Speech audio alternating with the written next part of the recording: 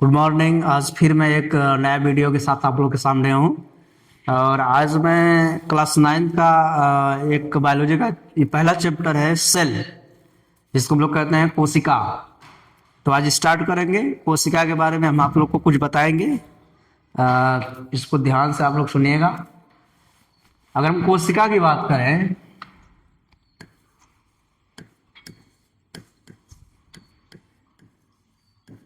कोशिका, इसको सेल कहते हैं। सेल, कोशिका क्या है इसके बारे में हम लोग समझेंगे। कोशिका हमारे शरीर की एक क्रियात्मक और संरचनात्मक इकाई है। क्रियात्मक और संरचनात्मक इकाई है हमारी बॉडी की, यानी कि ये क्रिया भी करती है और संरचना भी करती है। संरचना किसकी करती है? हमारे पूरे बॉडी की, पूरे शरीर की करती है।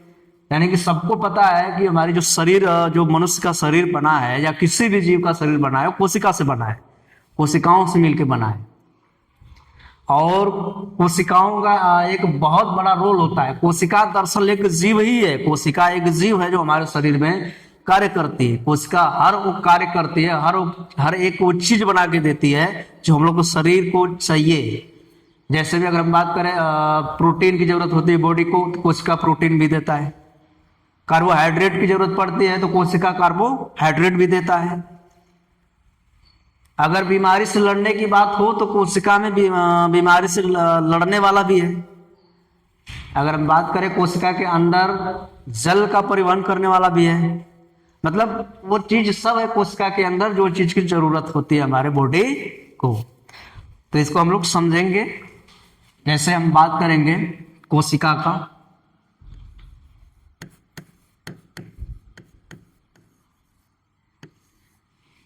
कोशिका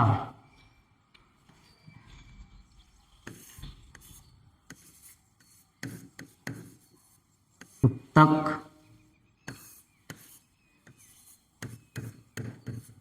अंग, इसके बाद है अंग तंत्र।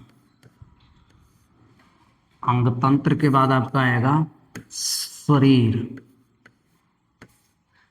समझने की जरूरत है यहाँ पर। ये जो साइकिल, ये जो चक्र है, फाइनली हम लोग का यहाँ पर पूरा कंप्लीट बॉडी बनता है। वहां से यहाँ तक कंप्लीट बॉडी यहाँ पर हम लोग का प्रिपेयर्ड होता है। यहां से अगर देखिए तो बात किया जाए कोशिका की, कोशिका का जो समूह होता है, कोशिका का जो समूह होता है, कोशिकाओं के समूह को उत्तक कहते हैं। उत्तकों के समूह को क्या कहेंगे? अंग कहेंगे। अंग के समूह को क्या कहेंगे? अंग के समूह को कहेंगे अंग तंत्र। क्या कहेंगे? अंग तंत्र। पूरा अंग तंत्र, ध्यान समझिएगा। कोशिका, कोशिका के समूह को क्या कहेंगे? उत्तक।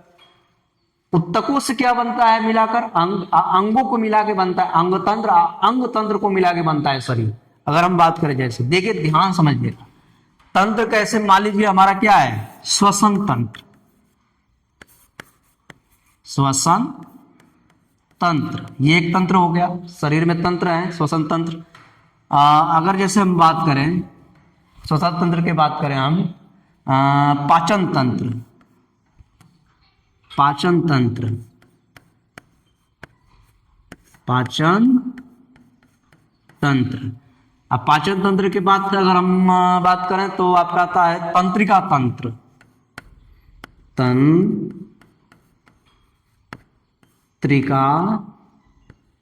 तंत्र। तंत्रिका तंत्र के बाद अगर हम बात करें तो आपका आता है आपका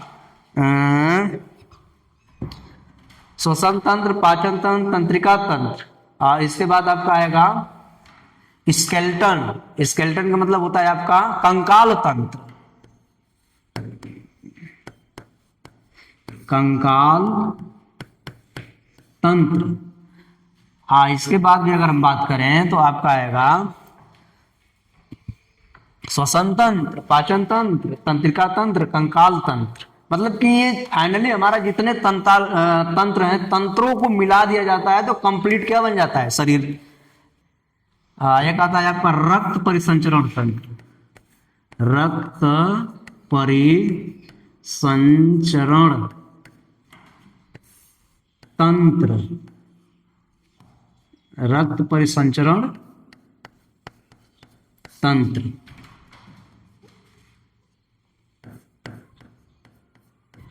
देखिए मतलब पूरे तंत्र जितने, जैसे कंकाल तंत्र की बात करें, कंकाल तंत्र क्या करता है, हमारी बॉडी को सपोर्ट करता है खड़े होने के लिए, तो कंकाल तंत्र का यूज होता है बॉडी को सपोर्ट करने के लिए।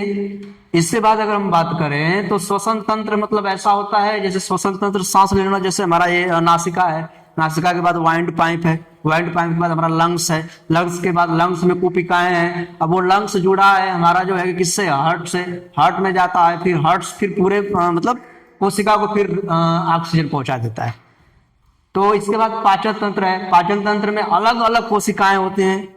कोशिका के बारे में अगर हम उत्तक की, कोशिका के बाद हम उत्तक के बारे में जाएंगे, अलग अलग उत्तक से सब बना हुआ है।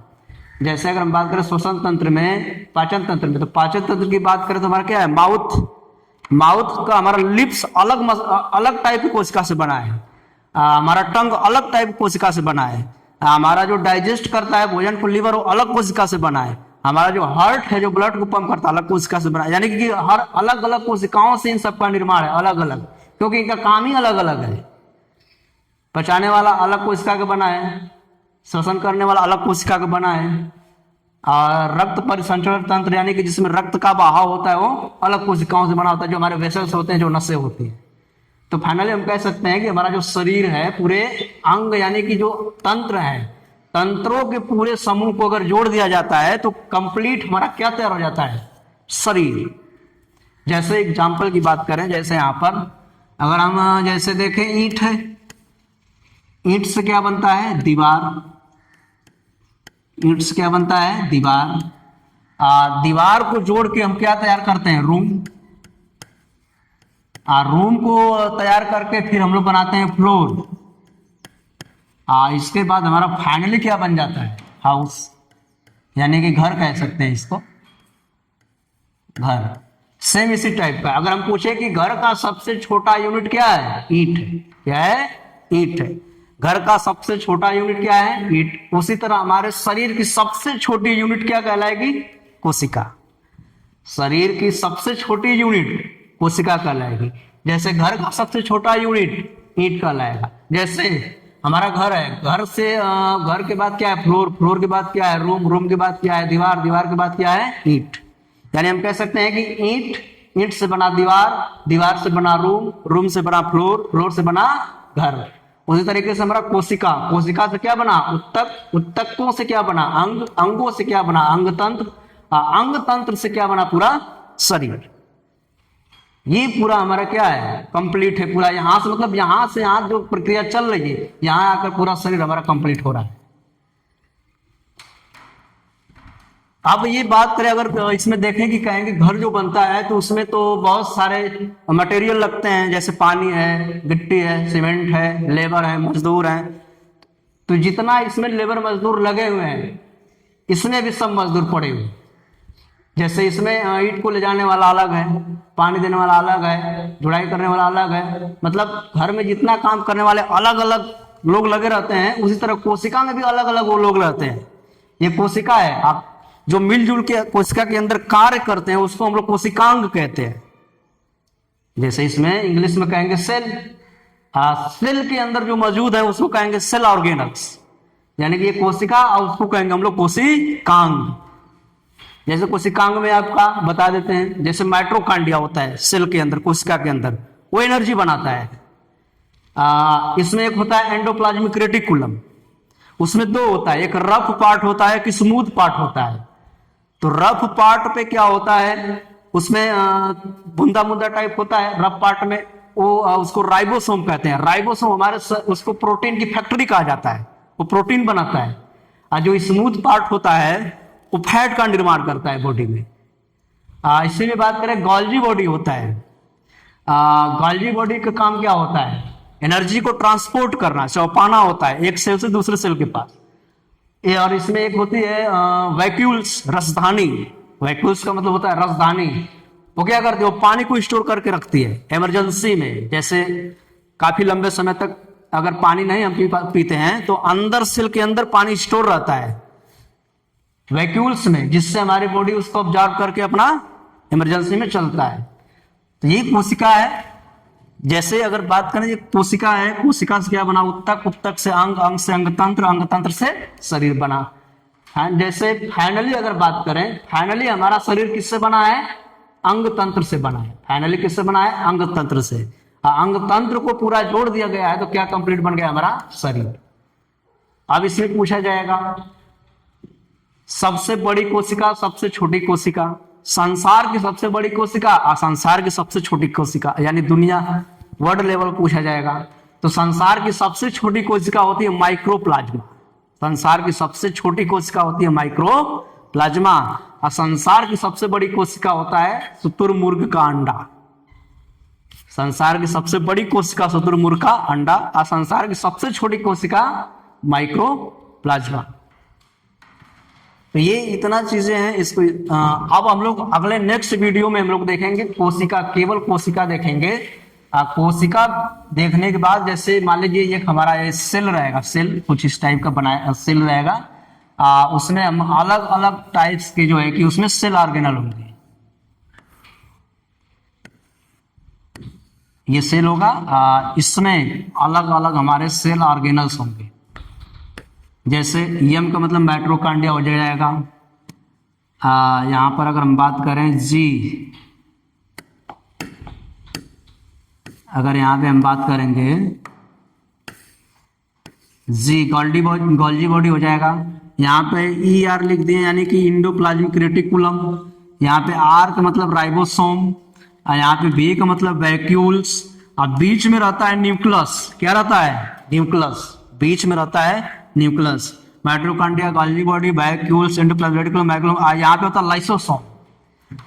इसमें लाइसोसोम का बड़ा अहम रोल होता है। जब भी कोई कोशिका टूट जाती है, घायल हो जाती है, सड़ती है, तो उसको मार के खाने का, पचाने का काम कौन करता है, लाइसोसोम। डेड कोशिकाओं को, मरी हुई कोशिकाओं को खत्म करने का काम कौन करता है, लाइसोसोम। इसके अंदर एक जल अपघटक एंजाइम होता है, वही एंजाइम मरी हुई कोशिका को खत्म कर देता है। और ये जो है आपका न्यूक्लियस जो है, ये कोशिकाओं के बीच में जो न्यूक्लियस है, ये सबका कंट्रोल करके रखता है, सबको कंट्रोल करता है। माइटोकॉन्ड्रिया को, सबको जितने हैं इसमें सबको कमांड करके रखता है। तुम्हें ये काम करना है, तुम्हें ये काम, तुमको ये, तुमको ये, तुमको ये। जो भी काम सही से नहीं करेगा ये उसको आदेश देने का काम करता है, यानी कि सब न्यूक्लियस के अंडर में काम करते हैं। जिस तरह यहाँ पर घर है, तो घर जो बनता है तो उसमें अलग अलग सामानों को ले जाने के लिए अलग अलग जैसे लोग काम कर रहे हैं, इसी तरह सेल के अंदर ये सब भी अलग अलग कार्य कर रहे हैं। और सबका कमांड करता कौन है, न्यूक्लियस। इसको कहते हैं केंद्रक। इसको क्या कहते हैं, केंद्रक। इसको कहते हैं केंद्रक। तो नेक्स्ट वीडियो में हम एक एक के ऊपर चर्चा करेंगे। माइटोकॉन्ड्रिया को अलग से पढ़ेंगे, गोल्गी बॉडी को पढ़ेंगे, लाइसोसोम को, राइबोसोम को, एंडोप्लाज्मिक रेटिकुलम को, सबके बारे में चर्चा किया जाएगा नेक्स्ट वीडियो में। बस यहीं तक। जय हिंद।